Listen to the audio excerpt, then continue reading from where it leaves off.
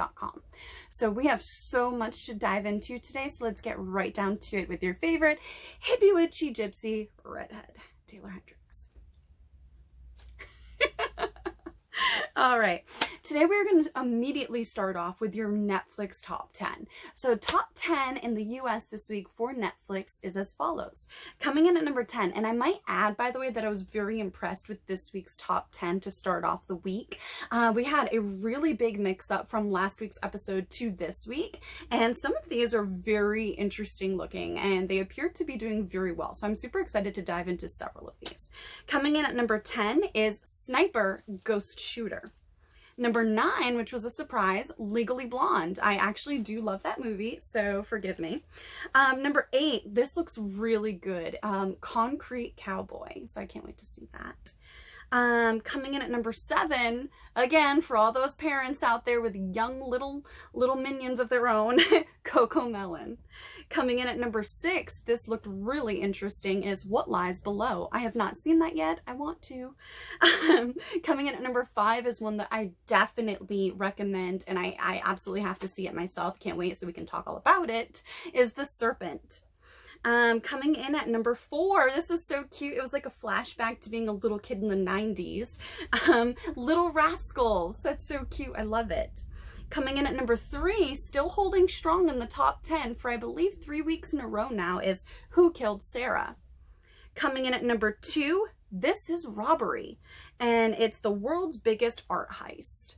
And then finally, coming in at number 1 is a Netflix original trending in the top spot with some mixed reviews, but it does look interesting, let's see here, where is it? Thunder Force, and this will be starring Octavia Spencer, Melissa McCarthy, and Jason Bateman. The film follows a unlikely super powered duo who are childhood best friends who reunite and somehow develop some sort of formula that gives them superhuman powers for them to fight crime together. Very interesting. I cannot wait to see it. I pretty much love almost everything that those ladies and Jason Bateman have done, so I'm very curious to see this one. Now, some people have had mixed reviews already on it. I have not seen it yet, so I will withhold my judgments until then. This is not a shredding Rotten Tomatoes sort of show. Some people ask me for some Netflix recommendations, and I know I like to ask my fans in the Taeler Army on my Twitter all the time for Netflix and Hulu recommendations, books to read, movies, and so forth. So here are some of my immediate recommendations for adults and for children on Netflix. And don't worry, I will change these up weekly. So my 5 recommendations this week are as follows, in no particular order. An adult animated comedy, which I thought was very endearing and hilarious in the sense that it reminded me of, even though I was not born or raised in the 70s, I definitely had a very similar upbringing of no nonsense. You know, you don't have asthma, we can't afford asthma. Oh, just rub some dirt on it, kid, you'll be fine. Sort of parenting, very much reminiscent of the 70s. So F is for Family, starring comedian Bill Burr. It has 4 seasons so far, and I thought it was hilarious. It basically stars around a family trying to raise their kids in the 70s, and a lot of the trials and tribulations that go along with that. So kind of funny. I really enjoyed it. Another recommendation that I had that actually won quite a few awards this past year. It was recommended to me on this actual podcast, by the way, by Vicky Guerrero. Coming in for one of my recommendations so far is Schitt's Creek. She did not steer me wrong. It is hilarious. Catherine O'Hara. She is so funny. One for the kids that I think adults who like animated shows will also enjoy. I know I've watched this series backwards and forwards several times. Sorry, I have something in my eye here.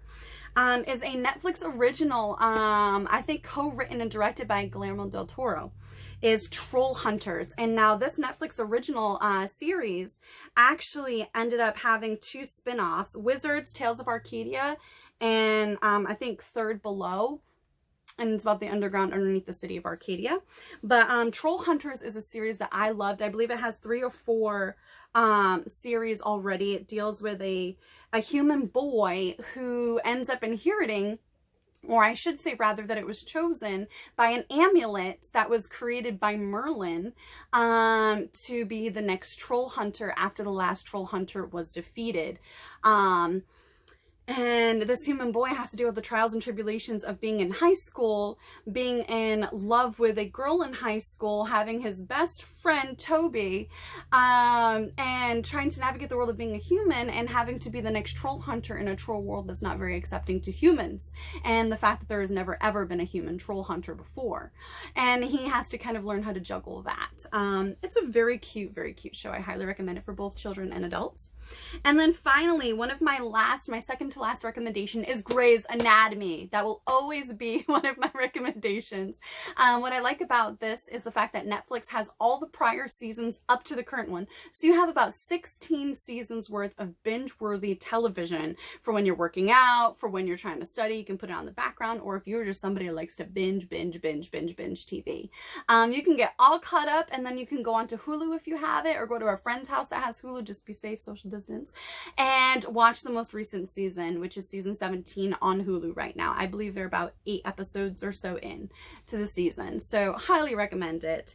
And something I actually really enjoyed was a movie that was done by I think like the Adam Sandler Studios sort of thing, was The Wrong Missy. If you want a pretty good laugh, I would definitely check out the movie The Wrong Missy. That would be my 5th recommendation. I think it's highly underrated. I'm very surprised that Nick Swardson did not win like a Best Supporting Role, or at least a nomination for a Best Supporting Actor, because he is absolutely phenomenally hilarious, so low-key funny and awkward, and just everything you expect an HR person to not be, basically, in this movie with David Spade. And it surrounds a guy who goes on a blind date that goes horribly wrong and makes him just terrified to date after that. He's like, nope, given up.